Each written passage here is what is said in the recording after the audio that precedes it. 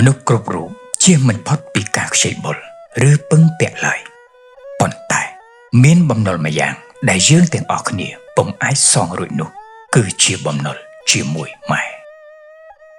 នៅកុមារភាពយើងបានខ្ចីបុលម្ដាយតាំងពីគាត់នៅជាយុវវ័យខ្ចីបុលទាំងកណ្ដាលយប់អាធ្រាត្រដែលម៉ែភ្ញាក់ថែរក្សានៅពេលយើងឈឺថ្កាត់ខ្ចីបុលតាំងពីភាពទ្រាំអត់ឃ្លានដើម្បីឲ្យកូនបានឆ្អែតប៉ុន្តែពួកយើងមិនបានដឹងទេថានៅរាល់ពេលដែលខ្ចីបុលអ្នកម៉ែបានធ្វើឲ្យម៉ែបាត់បង់នូវថាមពលសុខភាព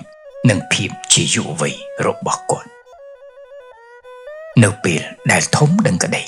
យើងបានខ្ចីបុលម៉ែនៅដំណក់ទឹកភ្នែកព្រោះពេលដែលយើងឃ្លាតឆ្ងាយពីគាត់ម៉ែបានលួចសម្រក់ទឹកភ្នែកក្រោមស្នាមញញឹមពេលជូនដំណើរកូនចាកចេញពីស្រុកកំណើតរាល់ពេលដែលម៉ែទូរស័ព្ទទៅកូនម៉ែបានត្រឹមតែសួរថាកូនហូបបាយហើយឬនៅតែយើងបានតបទៅគាត់វិញថាកូនរវល់ណាស់ម៉ែចាំលើកក្រោយណារៀងរាល់ឆ្នាំតើយើងបានមកជួបនិងសួរសុខទុក្ខម៉ែប៉ុន្មានដងនៅពេលម៉ែទូរស័ព្ទរកម្ដងតើយើងមានបានព្យាយាមស្ដាប់និងជជែកឲ្យបានយូរទេម៉ែមិនត្រូវការលុយកាក់ម៉ែគ្រាន់តែចង់ឮនៅសំឡេងដែលសួរពីសុខទុក្ខរបស់គាត់ចង់អោបក្រសោបកូននិងចង់ហូបបាយជុំគ្នាជាមួយកូន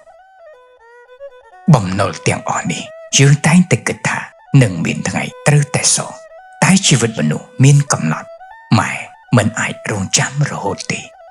កុំរងចាំដល់ម៉ែមិនមានវត្តមាននៅលើលោកនេះទៀតទើបកូនភ្ញាក់ខ្លួននិងនឹកឃើញដល់ម៉ែបំណុលរបស់ម៉ែគឺជាបំណុលដែលក្នុងមួយជីវិតមិនអាចសងរួចឡើយត្រូវចេះស្រឡាញ់ម៉ែនៅពេលដែលម៉ែនៅមើលឃើញនិងស្ដាប់ឮបើសិនជាអ្នកនៅសល់ម៉ែចូលអ្នកកុំទុកឲ្យបំណុលនេះក្លាយទៅជាវិបត្តិសារីឲ្យសោះ